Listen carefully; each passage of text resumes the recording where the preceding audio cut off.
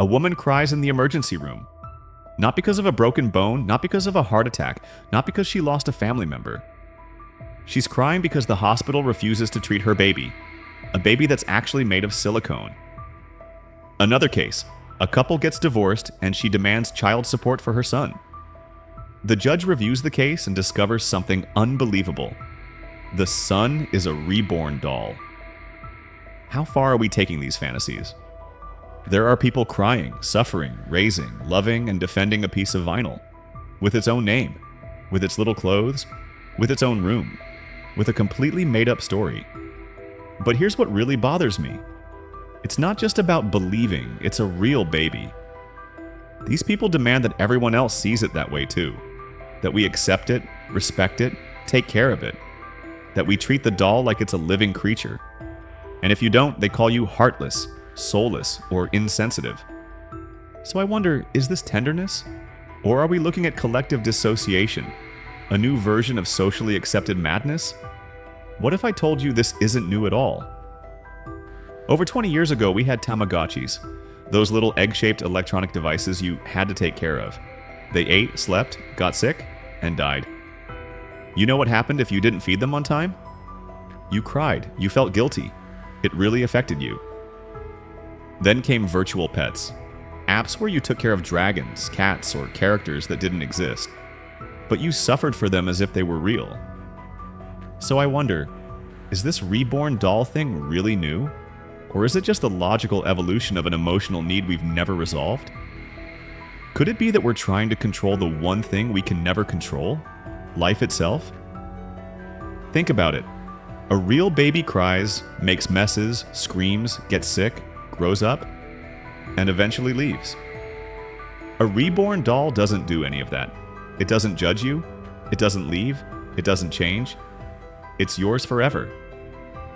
What if that's exactly what we're looking for? An eternal, controllable, and perfect version of love?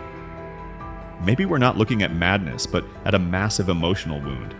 A silent epidemic of loneliness, frustration, and fear of rejection, where hugging a doll feels safer than loving a real human being. But there's something even darker about all this. It's not just that these people believe in the fantasy. They want to impose it on the world. They demand that we validate their illusion, that we make it real, legal, legitimate. And you know what's the strangest part of it all? They're succeeding. There are already stores offering fake birth certificates, groups providing daycare for dolls, people traveling on planes with their reborns, demanding they get a seat, others asking for adoption laws for their baby. This isn't a game anymore, it's an alternate reality. And if you think this is limited to just babies, wait a little longer. Humans tend to form bonds with things that don't contradict them. Have you ever wondered why so many people treat their dogs and cats like they're people? Because the animal doesn't argue, doesn't judge you, doesn't abandon you. As long as you give them food and affection, they'll give you unconditional companionship.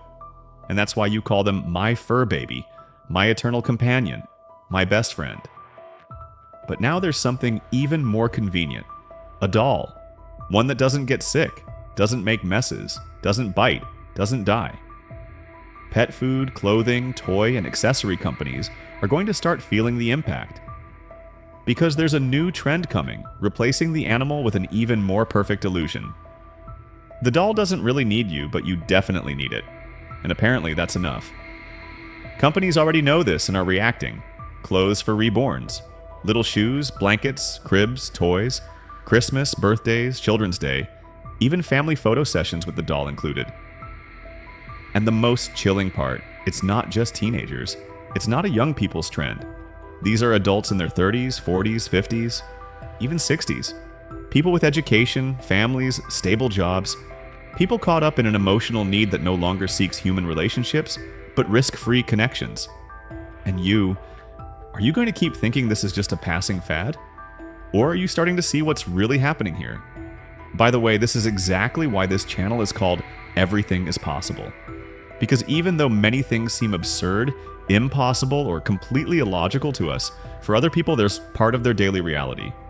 And what was once unthinkable is now embraced as absolute truth. So if you want to see more videos like this, topics that really affect us as a society, and make you think or at least question what's happening around us, subscribe to the channel, hit that like button, share it. And comment down below, what do you think about this reborn doll phenomenon? Do you think it's a way to heal or to hide something much deeper? And if you have one, tell us, what do you really feel when you hold it? What does it represent to you? See you in the next video. Because here on Everything is Possible, nothing is ruled out. Everything is questioned.